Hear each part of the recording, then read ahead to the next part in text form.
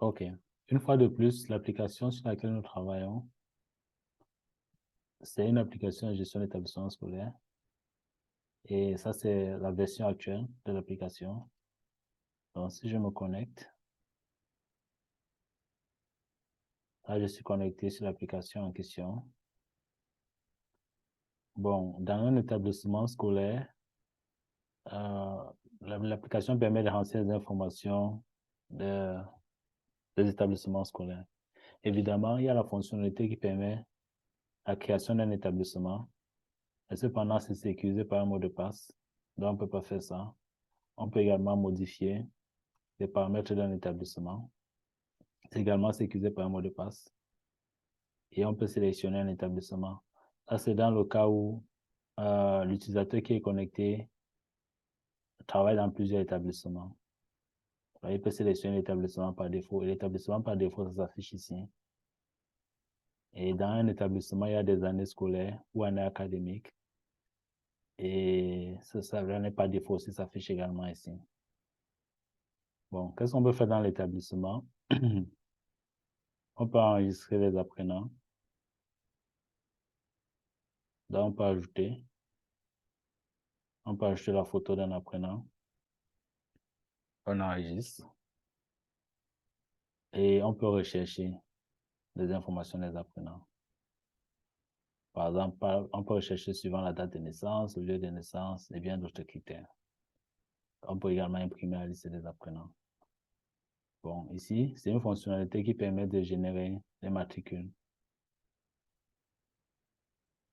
Donc, c'est défini, il y a déjà un algorithme qui permet de définir la structure de la matricule. Et lorsqu'on clique ici sur générer, ça génère les matricules. Donc, similaire, analogue aux apprenants, on peut aussi renseigner les enseignants en établissement, définir les matricules, ajouter, imprimer. Bon, et les utilisateurs, il faudra créer d'abord les comptes des utilisateurs. Donc, si on part dans le système, gestion des utilisateurs, qu'est-ce qu'on a? Les utilisateurs appartiennent à des groupes. Donc, on a les groupes, la notion de groupe ici. Et un groupe, par exemple, ça peut être un groupe agent de saisie, consultation, préfet de cycle, surveillant, ainsi de suite. Donc, ici, on définit les groupes. Et les groupes, maintenant, on attribue les menus auxquels ces groupes-là ont accès. Une fois qu'on a défini les groupes, on peut maintenant créer un compte d'utilisateur en renseignant ces informations. Et lorsqu'on crée un compte d'utilisateur, on définit le groupe auquel il appartient. Donc, de ce fait, quand l'utilisateur va se connecter, les menus items que vous voyez ici, là, et que si les menus déroulent ici, il va voir les menus qui appartiennent à son groupe, au groupe auquel il est connecté. Donc, ici, maintenant, qu'est-ce qu'on peut faire? On peut définir, pour un utilisateur donné, on peut définir les établissements de cet utilisateur. Donc, ça, c'est la fonctionnalité gestion de l'utilisateur. Donc, une fois qu'on a l'établissement, on a les apprenants, on a les enseignants, on peut aussi, pour l'établissement, pour pouvoir travailler dans l'établissement, il faut définir une année scolaire ou une année académique. Bref, le nom va changer en fonction du type d'établissement. Et principalement, on a besoin de quoi? On a besoin du nom. C'est le même nom qui s'affiche ici. Et c'est le même nom qu'on va afficher plus tard sur les bulletins. On a besoin de date de début, date de fin, clôturé, verrouillé ou en cours. Donc, ça permet de savoir, par exemple, quel est l'établissement sur lequel on est connecté. Bon, verrouillé, c'est parce que on voudrait arriver à un moment donné où on autorise plus les changements des informations sur l'année. Parce qu'il y a les informations qui sont relatives à l'année. Par exemple, on a les trimestres. Les trimestres sont définis pour l'année.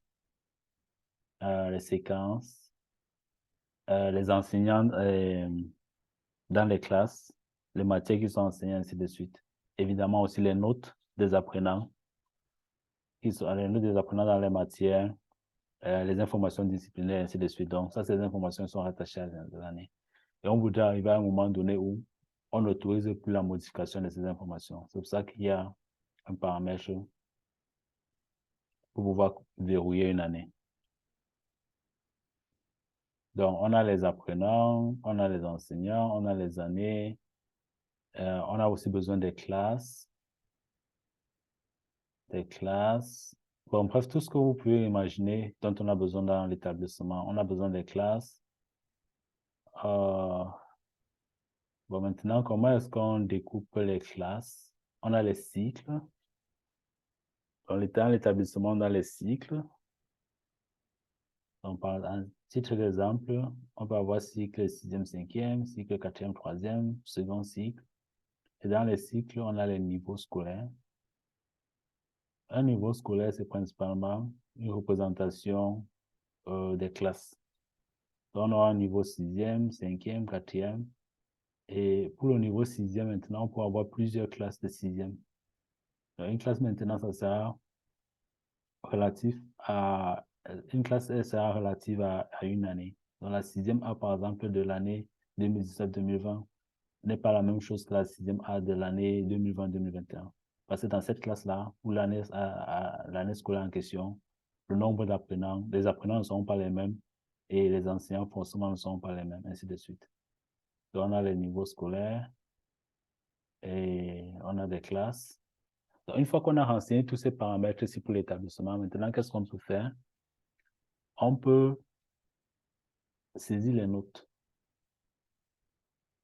Donc, pour saisir les notes, il faut sélectionner la classe, il faut sélectionner évidemment la matière, il faut sélectionner le trimestre, qu'on appelle ici la période, il faut sélectionner la séquence, la sous-période, il faut maintenant sélectionner le type d'évaluation, il faut mettre le barème, ça peut être sur 20, ça peut être sur 100, bref, l'évaluation, en fonction de l'évaluation, le barème peut changer.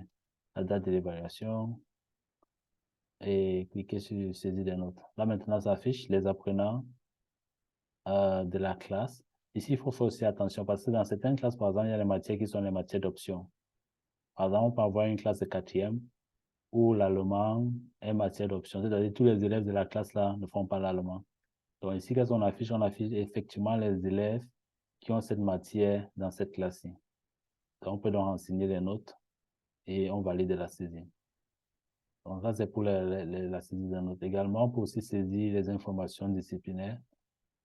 Donc, lorsqu'on fait l'appel dans la classe, on peut saisir qui est en retard. Si quelqu'un a été exclu, on peut aussi saisir. Une fois qu'on a saisi tout ça, en fin de période ou de sous-période, on peut calculer les moyennes et les informations, le cumul des informations disciplinaires. Donc, c'est ça qu'on appelle ici la clôture ou la synthèse. Donc, ici, maintenant, ce sont les moyennes des apprenants, les rangs et ces différents apprenants. Donc, on peut faire ça pour la séquence, on peut faire ça pour le trimestre, on peut faire ça pour l'année. Une fois qu'on a fait ces calculs, on peut maintenant imprimer les bulletins. On peut venir sur les bulletins, on sélectionne la classe, on sélectionne par exemple pour la sous-période ici. On sélectionne un apprenant, on prévisualise ici les informations et on peut lancer l'impression.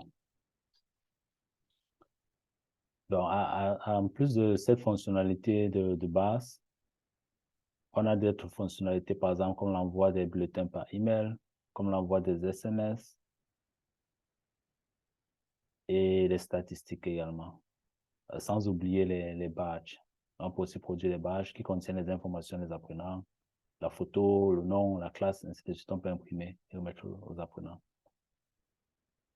Les SMS, on peut envoyer, par exemple, les informations disciplinaires ou alors convoquer par exemple, les parents ou tuteurs, tutrices ou les enseignants. Donc, ça aussi, c'est une fonctionnalité qui est supportée.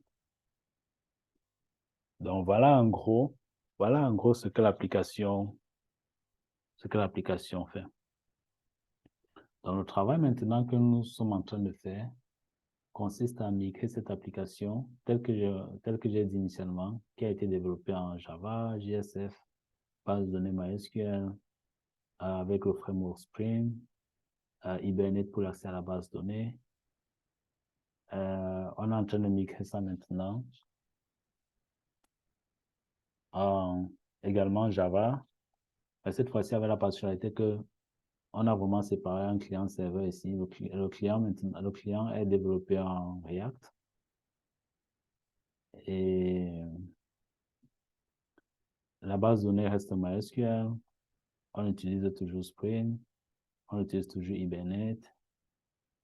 Donc, la grande particularité ici, c'est le front-end qui a été migré sur React. Et le back-end, pratiquement, ça reste la même chose. Bon, éventuellement aussi, on a eu à upgrade les différentes versions des bibliothèques. Donc, tout ce que j'ai mentionné ici, que l'application est censée faire, c'est ce qu'on devrait implémenter ici. Évidemment, dans la première version, on ne doit pas tout couvrir, tout ce qui est mentionné.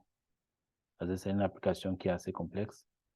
On va au moins d'abord, dans la première version, faire de telle en sorte que l'application puisse être utilisée, au moins pour calculer les moyennes et remettre les bulletins aux apprenants.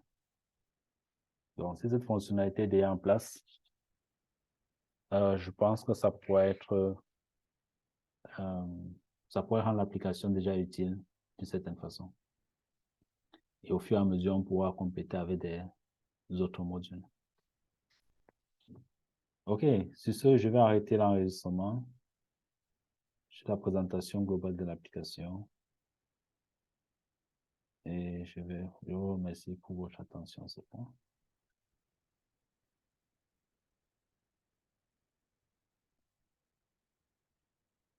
OK, maintenant, comment est-ce qu'on...